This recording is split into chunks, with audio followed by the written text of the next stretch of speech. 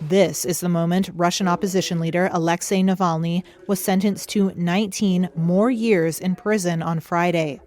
Russian President Vladimir Putin's fiercest domestic critic appeared to laugh as the sentence was announced, saying earlier that he expected as much.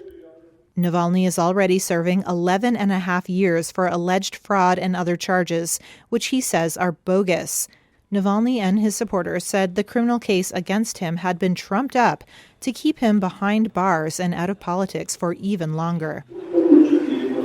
Navalny smiled occasionally along with his lawyers as they listened to the judge, who is practically impossible to hear due to the poor quality of the audio feed at his penal colony. Journalists were not let into the courtroom, but were able to watch the proceedings on a video feed, which was cut almost as soon as the sentence was announced.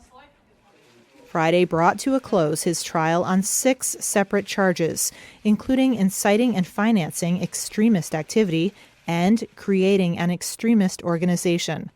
The former blogger, lawyer, and corruption investigator has cast himself as a political martyr, whose aim is to demonstrate to Russians that it is possible to resist Putin, albeit at great cost. In a social media post on Thursday, Navalny predicted he would get a long jail term. The purpose, he said, was to frighten Russians. But he urged his fellow citizens not to be intimidated and to think hard about how best to resist what he called the villains and thieves in the Kremlin. The Kremlin has tried to portray him as politically irrelevant, and Putin makes a point of never speaking his name.